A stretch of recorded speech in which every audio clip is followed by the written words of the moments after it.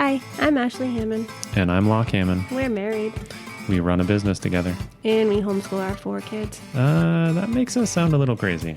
I think people might think we're a little crazy. Well, through all that crazy, we're here to help you blaze your own trail through a world designed for conformity. And break the chains holding you back from living an uncommon life. This is Trailblazers and Chainbreakers.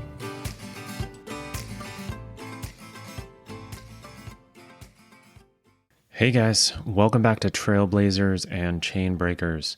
Today we're going to do things a little differently. I'm here alone. I'm doing this intro because I wanted to share with you guys the audio portion of a video that I made a while back for a course I was creating.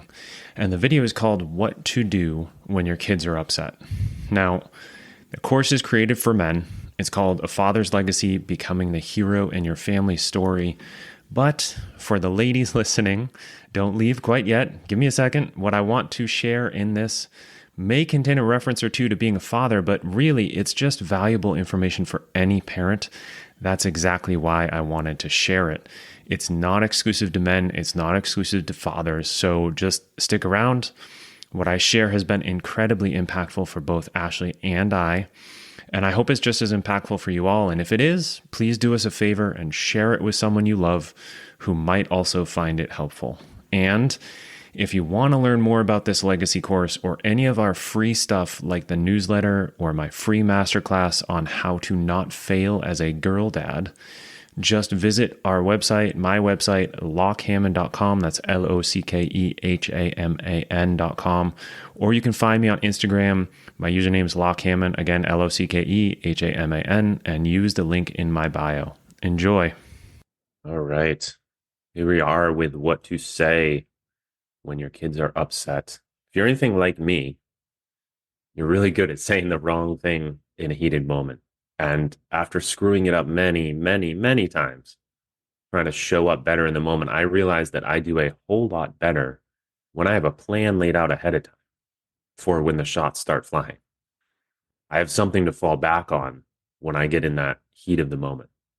And if you think of yourself in any dangerous profession, the military, police, fire department, whatever it is, they train, they drill, they rehearse, so that when they get into a dangerous situation, they already know what to do. They don't rely on their decision-making in the moment that would most likely result in death. If you think about you or me, put us in a burning building with no clue what to do, we're going to die.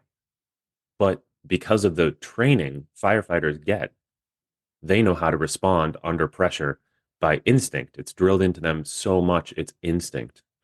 And parenting isn't life or death like some of those professions, but you can certainly do some damage by saying the wrong thing. Okay? So let's start off with, this is how I feel about my kids, at least. Personal reflection will say, my kids seem to have this uncanny ability to get upset about what seems like a ridiculous, silly little thing to me at least. Get upset at the worst possible time. Either I'm off to do something or we're out in public or whatever it is. Completely surprise me by getting upset out of nowhere. And usually, oftentimes, doing all three of these things all at the same time. It blows my mind sometimes. But to them, and this is the important thing, it's not a silly little thing. It's not a bad time. Actually, it's the perfect time. That's why they're getting upset. And it certainly didn't come out of nowhere in their mind. This may have been building up. We may not have been able to see it. So the only way to help our kids and us, really, through these emotional moments is to bridge the gap between them and you. I'm going to give you this quote.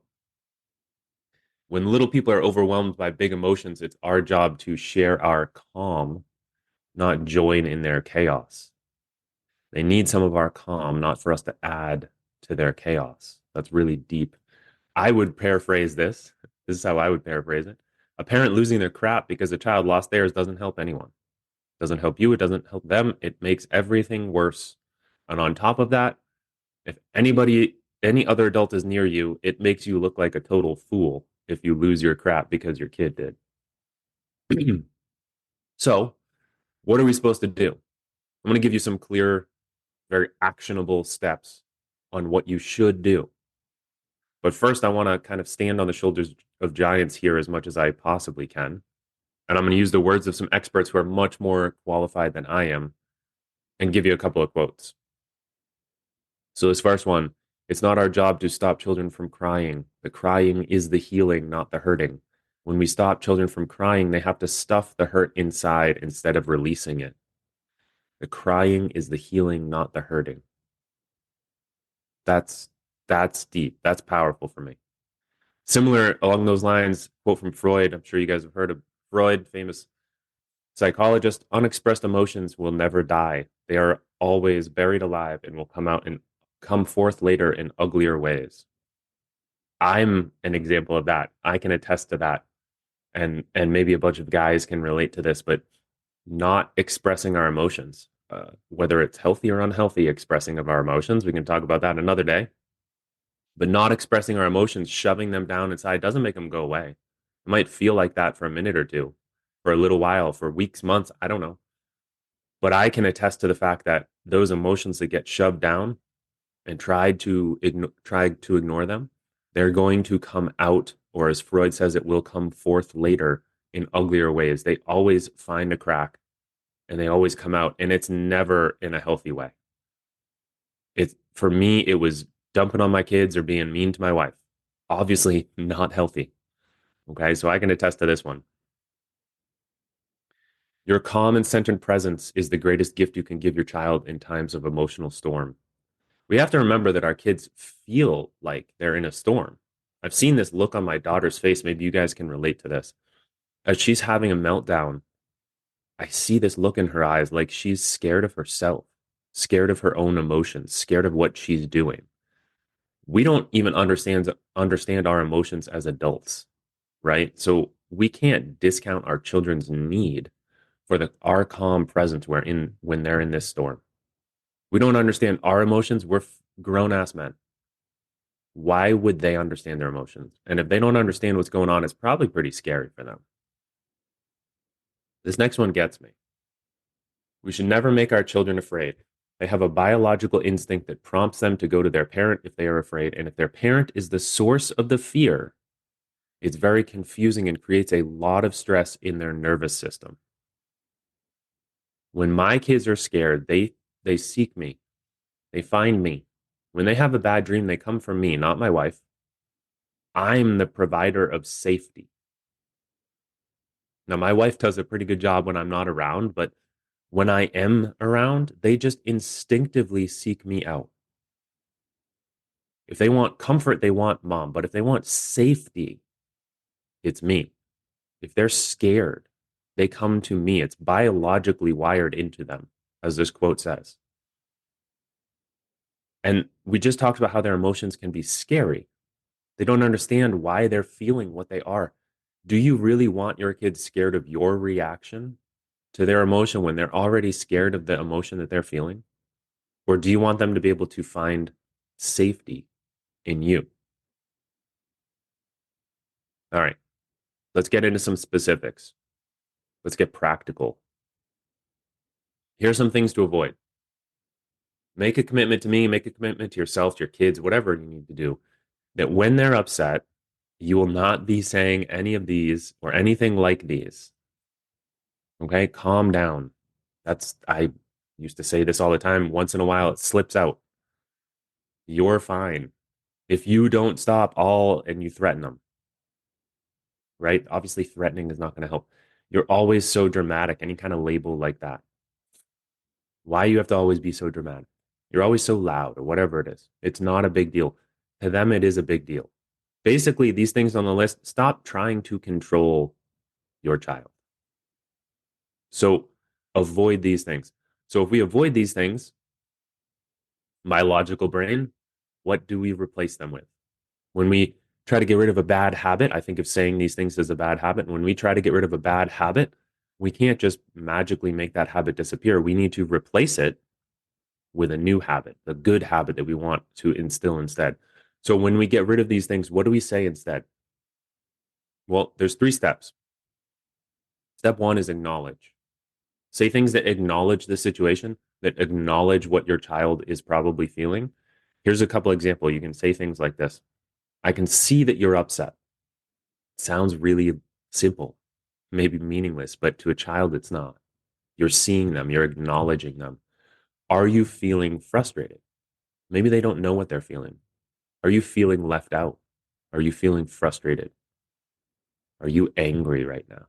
Asking them to describe their feeling or tell you what they are feeling is a way of acknowledging it. And I know you're disappointed. You're just acknowledging that you understand or you know what they're feeling. Okay, that's the first step. The second step, number two, validate. Tell them that it makes sense. Give them the impression that what they're feeling is legit, it's valid. It makes sense that you're angry. Just straight up tell them it makes sense. That must be very hard for you. Okay, if it sounds like we're being condescending, we're not being condescending. We're trying to connect with our children. These things work with adults too, right? But especially with children, it's okay to be upset.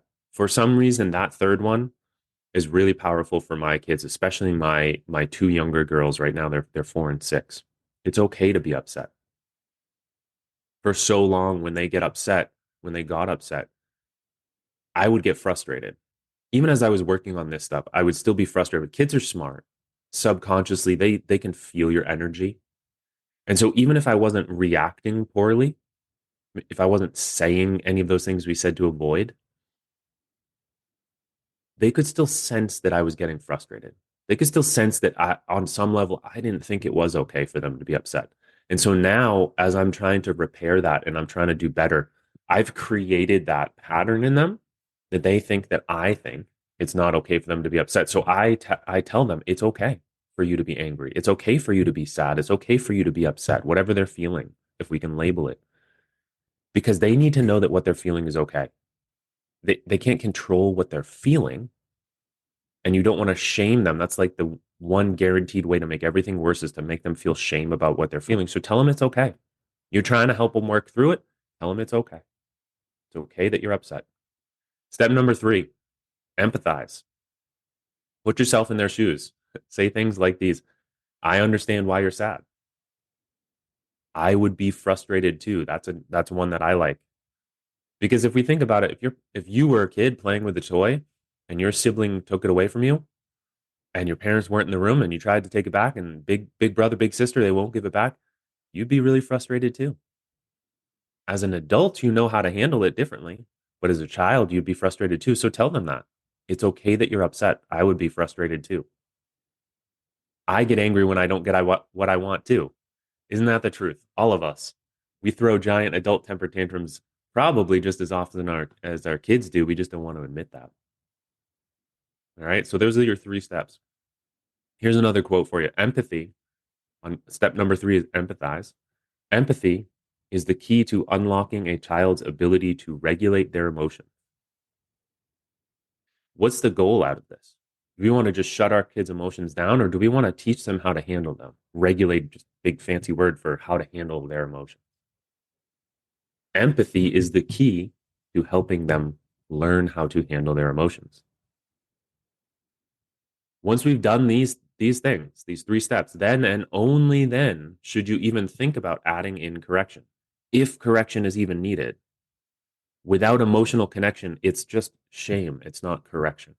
Not necessarily intending to shame them, but if you just come in and you tell them why they shouldn't be acting the way that they're acting without trying to understand, empathize, put yourself in their shoes, connect, emotionally connect with them, it's just going to shame them. It's not going to help them understand how to do better.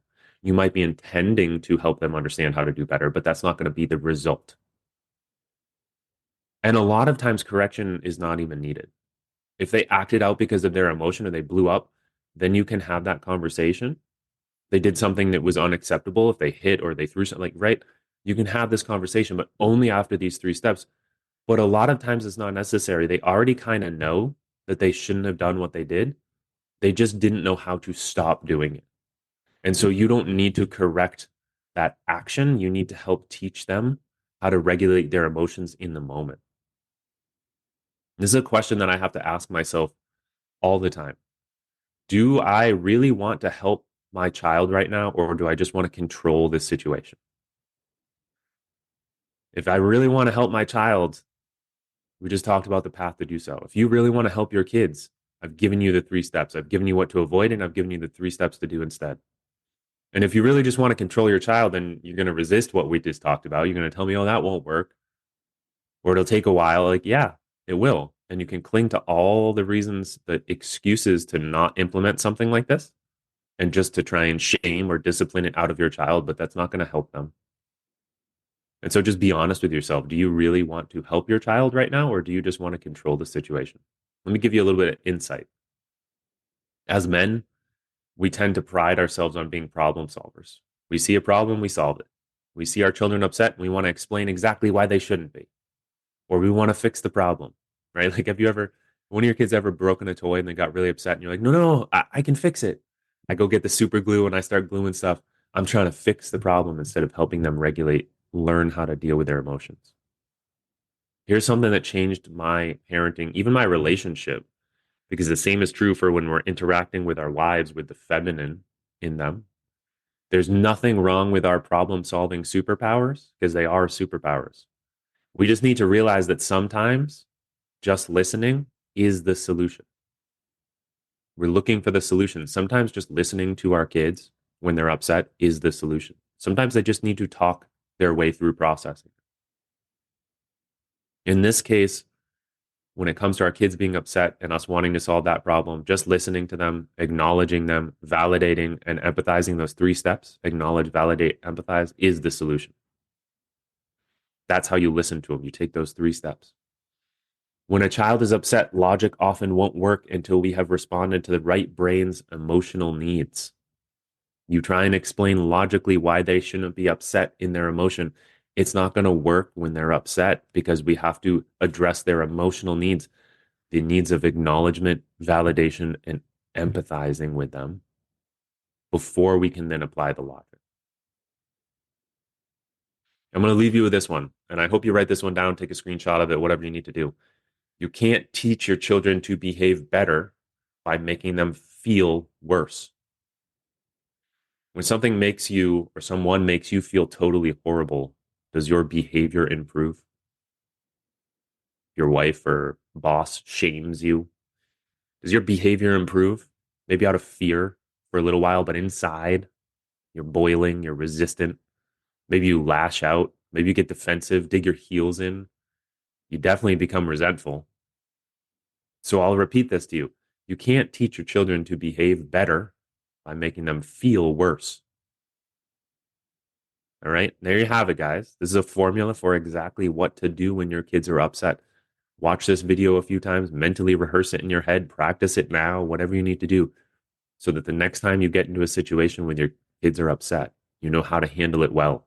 You know how to handle it without throwing gasoline on the fire or leaving a trail of destruction behind you.